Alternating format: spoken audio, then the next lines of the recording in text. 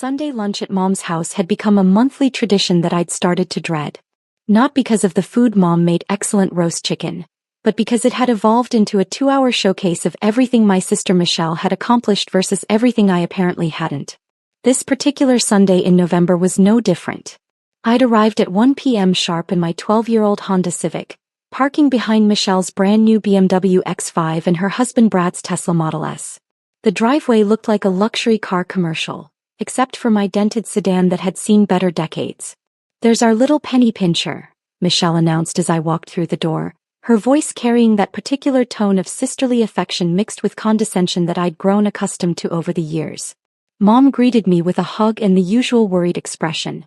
"Rachel, honey, you look tired. Are you eating enough? I worry about you trying to make ends meet on that tiny salary." "I'm fine, Mom," I replied, hanging my coat in the closet next to Brad's $3,000 designer jacket and Michelle's collection of designer purses that probably cost more than most people's monthly rent. The living room was its usual stage for Michelle's success story. Brad was sprawled on the leather sectional, scrolling through his phone and occasionally chiming in about his latest real estate ventures. Michelle was curled up in the armchair, wearing what I recognized as a $400 sweater, discussing her promotion to senior marketing director at the advertising firm where she'd worked for 6 years. "So the Peterson account alone is worth $2.3 million annually," she was telling Mom as I settled onto the couch. "They specifically requested me to handle it because of my track record with luxury brands." "That's wonderful, sweetheart," Mom beamed. "What about you, Rachel? How are things at your... What is it you do again?" This was the question I'd been dreading. For the past 8 years I'd been deliberately vague about my work, partly because it was complicated to explain and partly because I'd grown tired of the skeptical looks whenever I tried to describe what I actually did. "I work in financial services," I said, which was technically true. "Still at that little credit union?" Michelle asked, not looking up from her phone. "That's sweet. It's nice that you found something stable even if it doesn't pay much." I didn't bother correcting her assumption. 8 years ago, when I'd first started working in finance, I had indeed worked at a credit union for exactly 6 months, while I was learning the business from the ground up and building relationships with potential investors. But explaining that I'd since founded Cascade Capital Management, one of the most successful private equity firms on the West Coast, seemed pointless when my family had already decided I was struggling financially. "The important thing is that you're making ends meet," Brad added helpfully, finally looking up from his phone. "Not everyone needs to be wealthy to be happy." This from a man whose idea of financial struggle was having to choose between the Mercedes and the Porsche for his weekend car. Lunch was served in the dining room, where the conversation continued its predictable pattern. Michelle and Brad discussed their recent vacation to Italy, their plans to renovate their kitchen, and Brad's latest real estate investment, a commercial property in downtown Seattle that he was converting into luxury condos. "The construction loan alone is $4.2 million, Brad said, cutting into his roast chicken with obvious satisfaction. "But the projected returns are incredible. We're looking at 8-figure profits when the units sell." "That's amazing," Mom said, clearly impressed. "You two are just so good with money." Michelle smiled modestly. "Brad has such a good eye for investments. The property was actually in foreclosure. Some family business that couldn't make their mortgage payments. We got it for 60 cents on the dollar." I continued eating quietly, trying not to think about the fact that I'd probably financed Brad's construction loan through one of my fund's real estate investment vehicles. Cascade Capital managed $8.3 billion in assets, and commercial real estate was one of our primary focuses. The odds that his project was funded by my money were actually quite high. "What about you, Rachel?" Brad asked, apparently feeling generous enough to include me in the conversation. "Any big financial plans? Maybe saving up for a new car?" He glanced toward the window where my Honda was visible in the driveway. "The car runs fine," I said simply. "Well, that's practical," Michelle said, though her tone suggested she found my practicality rather sad. "Though at some point you might want to consider an upgrade. Image matters, especially if you want to advance in your career." "My career is going well," I replied. "Is it though?" Michelle set down her fork and fixed me with the kind of concerned look usually reserved for interventions. "Rachel, I say this because I love you, but you've been working at the same level for years. You're 34 years old, still driving a car from 2011, still living in that tiny apartment, still shopping at discount stores. There's nothing wrong with being frugal, Mom said gently, though her tone suggested she agreed with Michelle's assessment. Frugal is one thing, Michelle continued, but at some point you have to invest in yourself if you want to get ahead. Look at Brad and me, we spent money on the right clothes, the right car, the right connections. That's how you signal to people that you're successful. Brad nodded sagely. It's all about perception in business. If you look like you're struggling, people assume you are struggling. I looked around the table at my family, Mom with her worried expression, Michelle with her designer everything and her conviction that success was measured by visible consumption, Brad with his easy confidence that came from never having to build anything from scratch. You're probably right, I said quietly. This seemed to encourage Michelle. She leaned forward, warming to her favorite subject. I could help you, you know. I have connections in finance, real finance, not just credit unions. My friend Stephanie works at a wealth management firm downtown. They're always looking for entry-level advisors. Entry-level, I repeated. Well, you'd have to start somewhere. You can't expect to jump straight into senior positions without the right background. But Stephanie says they provide excellent training, and the earning potential is really good for people who apply themselves. Brad nodded. Wealth management is where the money is. Though you'd probably need to upgrade your wardrobe first. Clients won't take advice from someone who looks like she shops at Target. I do shop at Target sometimes, I admitted. Michelle and Brad exchanged a look that was equal parts pity and exasperation. Rachel, Michelle said gently, you're a smart woman. You deserve better than this. But you have to want better for yourself. You have to be willing to take some risks, make some investments, put yourself out there. Like what kind of investments? Well, start with your appearance. Get some professional clothes, maybe do something about your hair. Then think about your living situation. You can't bring clients or colleagues to that apartment. I don't really bring work colleagues home, I said. Exactly. That's the problem. Networking is everything in business. How are you supposed to advance if you're not building relationships with successful people? Mom patted my hand sympathetically. Maybe Michelle could introduce you to some of her friends. Successful people who could mentor you. I'd be happy to, Michelle said. Though honestly, Rachel, some of it has to come from you. You have to stop being so content with mediocrity. The word hung in the air like a challenge. Mediocrity. Is that what they thought of my life? You're right, I said again, because it was easier than explaining that I'd built a private equity firm that managed more money than most people could comprehend. After lunch, we moved to the living room for coffee and dessert. The conversation shifted to holiday plans. Michelle and Brad were going to Aspen for Christmas. Mom was planning to visit her sister in Phoenix.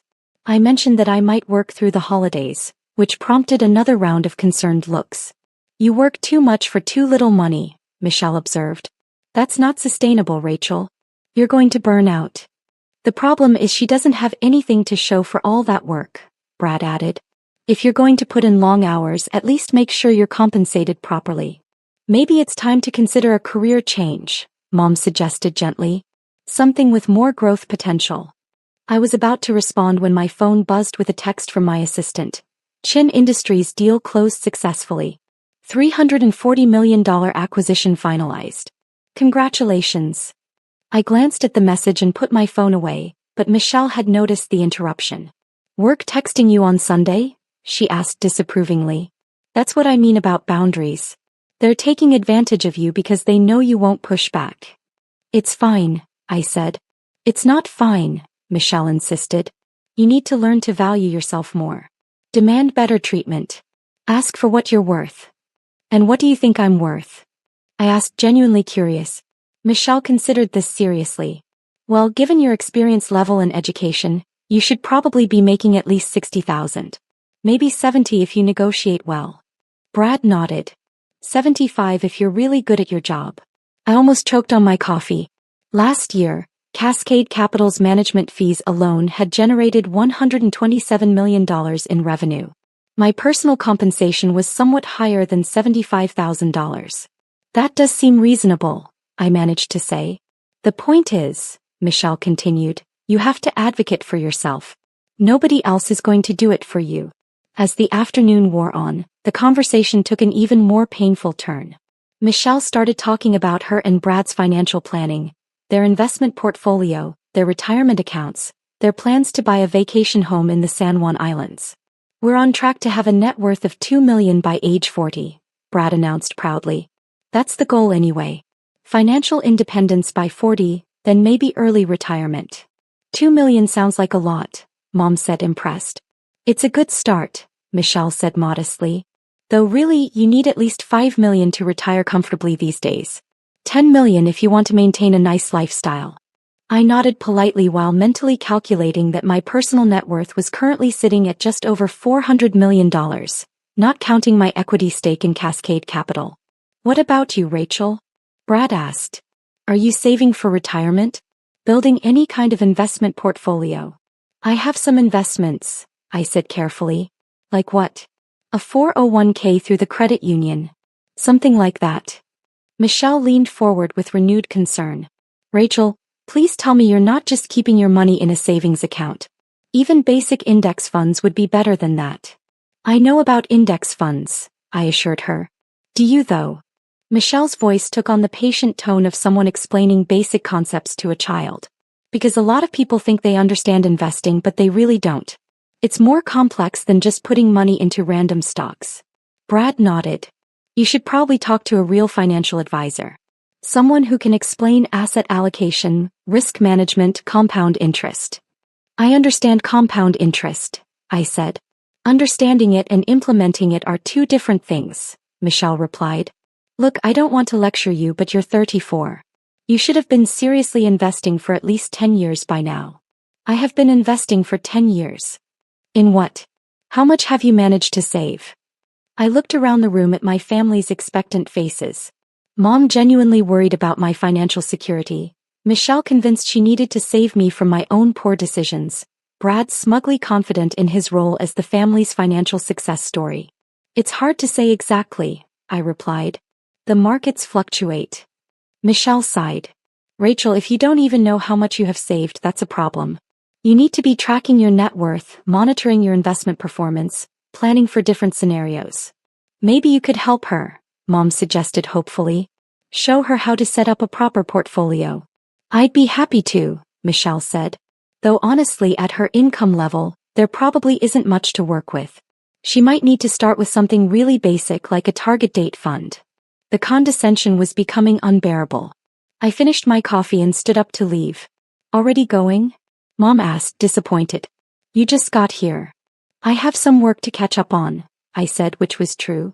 Sundays were usually when I reviewed investment reports and prepared for Monday morning strategy meetings. See, this is what I mean, Michelle said, following me to the door. You're working all the time but you have nothing to show for it. That's not sustainable. As I was putting on my coat, Michelle grabbed my arm gently.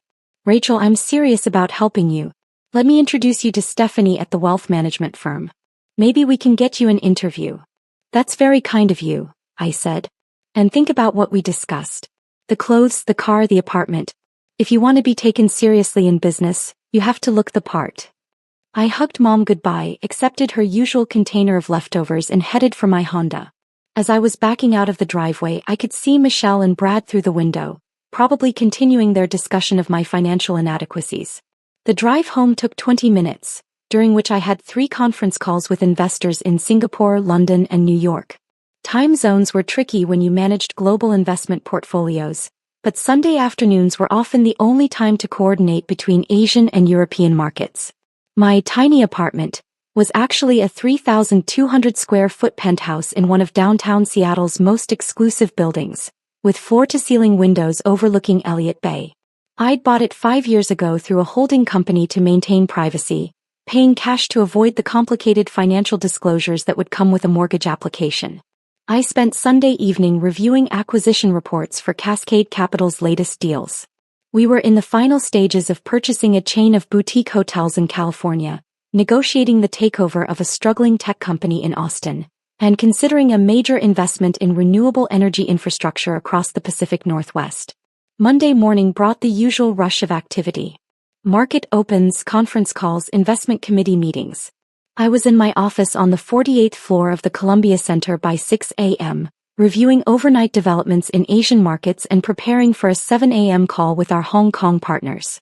My assistant Jennifer knocked and entered with the morning's priority items, contracts that needed signatures, investor reports that required review, and a list of phone calls I needed to return. Also, she said, consulting her tablet, Michelle Thompson called the main line this morning. She said she's your sister and wanted to speak with you about a personal matter. I told her you were in meetings, but she seemed quite upset. I frowned. Michelle calling my office was unusual. She had my cell number and she'd never shown any interest in where I worked or what my office looked like. Did she say what it was about? Something about a mortgage issue. She said her bank told her to call this number. Understanding dawned slowly. I pulled up my personal investment tracking system and searched for Michelle's address. Sure enough, there it was, 847 Maple Street, Bellevue. Purchased 3 years ago for $890,000 with a mortgage of $712,000 from Pacific Northwest Bank. The mortgage that Cascade Capital had purchased as part of a distressed asset portfolio 6 months ago. The mortgage that was currently 3 payments behind and heading toward foreclosure proceedings. I'd known about the investment, of course.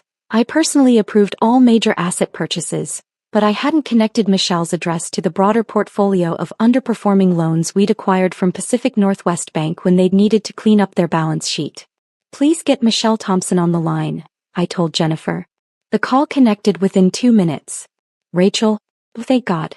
I've been trying to reach you all morning. Michelle's voice was strained, panicked. Something terrible is happening. Our bank says our mortgage has been sold to some investment company, and they're threatening foreclosure. Slow down, I said. What exactly did the bank tell you? They said Pacific Northwest sold our loan to something called Cascade Capital Management, and that we're behind on payments, which isn't true. We've never missed a payment. I pulled up the detailed payment history on my screen. 3 missed payments over the past 4 months, plus late fees and penalty charges. Michelle, according to the records I'm looking at, there are 3 missing payments since July. How would you know that? And why did they give me this number to call? I asked to speak to someone in charge and they said to call Cascade Capital directly. The pieces were falling into place. Michelle had called the main Cascade Capital line, given her name as Michelle Thompson, and asked to speak to someone about her mortgage. Jennifer, not making the family connection, had simply scheduled the call like any other client inquiry. Michelle, I said carefully, where exactly did you get this phone number? From Pacific Northwest Bank. They said Cascade Capital owned our mortgage now, and if we had questions we should call the owner directly. Rico, I'm scared. They're talking about foreclosure proceedings. We could lose our house. I was staring at the mortgage file on my computer screen, Michelle Thompson and Bradley Thompson, 847 Maple Street. Original loan amount $712,000, current balance $687,000. 3 months delinquent, foreclosure proceedings authorized. Michelle, I need to ask you something. Have you and Brad actually been missing mortgage payments? No. Well, maybe we were a little late a couple times, but we always paid. Brad's been dealing with some cash flow issues on his development project, so we had to juggle some payments, but we always caught up. How late is a little late? I don't know, maybe a month or 2 sometimes. But we always paid eventually. I closed my eyes and tried to process what was happening. My sister, who had spent yesterday afternoon lecturing me about financial responsibility and the importance of building wealth, had been defaulting on her mortgage payments while buying luxury cars and planning vacation homes. Michelle, being a month or 2 late on mortgage payments is the same as missing them. The bank considers any payment more than 30 days late to be a default. But we paid them. Maybe not exactly on time, but we paid. When was your last payment? Brad handles all that. But I think it was maybe August? Or September. It was November. They hadn't made a payment in at least 2 months, possibly 3. Michelle, I need you to listen to me very carefully. You and Brad are in serious financial trouble. Your mortgage is in default and you're facing foreclosure proceedings. That's why I'm calling. Can't you help us? You work in finance. You must know people who could help us negotiate with this Cascade Capital company. I stared out my office window at the Seattle skyline, trying to figure out how to explain that I was Cascade Capital, that I owned her mortgage, that I was the person she was asking me to negotiate with. Michelle, I need to tell you something. What? I am Cascade Capital. I'm the CEO and founder of Cascade Capital Management. The silence stretched so long I wondered if the call had dropped. That's not funny, Rachel. It's not meant to be funny. Cascade Capital Management is my company. I founded it 8 years ago. We manage $8.3 billion in assets, including your mortgage. That's impossible. You work at a credit union. I worked at a credit union for 6 months in 2016 while I was building Cascade Capital. I haven't worked for anyone else since then. More silence. Rachel, this isn't funny. I'm trying to save my house and you're making jokes. I'm not joking, Michelle. Google Rachel Thompson Cascade Capital, if you don't believe me. I heard rapid typing, then a sharp intake of breath. Oh my God. Oh my God, Rachel, is this real? Are you really? It says here you're worth $400 million. The number fluctuates with market conditions, but that's approximately correct. This can't be real. Yesterday you said you couldn't afford gas money. No, yesterday you said I couldn't afford gas money. I agreed with you because it was easier than explaining that I choose to drive an old car and live modestly. But why? If you have all this money, why do you live like what? Like someone who values things other than material possessions? Like someone who doesn't need to signal wealth through conspicuous consumption. Michelle's voice was barely a whisper. You own our mortgage. Cascade Capital owns your mortgage, along with about 300 others that Pacific Northwest Bank needed to sell to improve their balance sheet. Can you help us? I can explain your options. You're currently $18,347 behind in payments, plus penalties and fees. You can either bring the mortgage current by paying the full amount owed, or we can discuss a loan modification if you can demonstrate ability to make future payments. $18,000? We don't have $18,000. This was rich, considering Brad's Tesla probably cost more than that in options alone. What about the Italian vacation you took last month? The kitchen renovation you're planning? Brad's 8-figure real estate development. That's different. That's investment money. And your mortgage isn't an investment? Michelle was crying now. Rachel, please. You're my sister. Can't you just forgive the debt or something? Michelle, this is a business. I have investors, fiduciary responsibilities, legal obligations. I can't just forgive debts because of personal relationships. But we're family. Yesterday when I was family, you told me I needed to learn financial responsibility. You said I should ask for what I'm worth. You said I needed to stop being content with mediocrity. That's different. Is it? Because from where I'm sitting, it looks like you've been living beyond your means, making poor financial decisions and expecting other people to bail you out of the consequences. The irony was almost too much to bear. Yesterday, Michelle had lectured me about the importance of building wealth, maintaining good credit, and making smart investments. Today, I was discovering that she'd been defaulting on her mortgage while buying luxury items and planning expensive vacations. Rachel, please. We could lose everything. I looked at Michelle's file again. The house was worth about $940,000 in the current market, so even in foreclosure, they'd walk away with some equity. It wasn't like they'd be homeless. They'd just have to buy something they could actually afford. Michelle, I'm going to connect you with our loan modification department. They'll work with you to explore options. But you and Brad need to understand that this requires demonstrating genuine ability to make payments going forward. What does that mean? It means selling the BMW and the Tesla. It means canceling the Aspen vacation. It means living within your actual means instead of the lifestyle you think you deserve. We can't sell our cars. Brad needs the Tesla for his image. Clients expect successful developers to look successful. Brad's image is what got you into this mess. You can't afford the lifestyle you're trying to maintain. But what will people think? People will think you're being financially responsible instead of heading toward bankruptcy. Michelle was quiet for a long moment. When she spoke again, her voice was small and defeated. How did this happen? How did you become so successful while we're losing our house? It was a fair question. How had the sister who couldn't afford gas money ended up owning the mortgage of the sister who drove luxury cars and vacationed in Europe? I built something instead of just spending money to look like I had built something, I said. I focused on actual wealth creation rather than wealth signaling. I don't understand the difference. Wealth signaling is buying expensive things to make people think you're successful. Wealth creation is actually becoming successful, regardless of what people think. But you said yourself that image matters in business. No, you said that. I said my career was going well. You assumed it wasn't because I didn't look the way you thought successful people should look. Jennifer knocked on my office door and held up a note. Board meeting in 10 minutes. Michelle, I have to go. I'm going to have our loan modification team call you this afternoon. They'll explain your options. Rachel, wait. Can I ask you something? What? Why didn't you tell us? Why let us think you were struggling? I considered this question while looking out at Elliott Bay, where a container ship was navigating toward the port that handled billions of dollars in trade, some of it financed by Cascade Capital Investments. Because I wanted to see if you'd love me when you thought I was unsuccessful. Turns out the answer is yes, but with a lot of condescending advice and pity. We do love you. I know. But yesterday you loved me despite thinking I was a failure. Today you'll love me because you know I'm successful.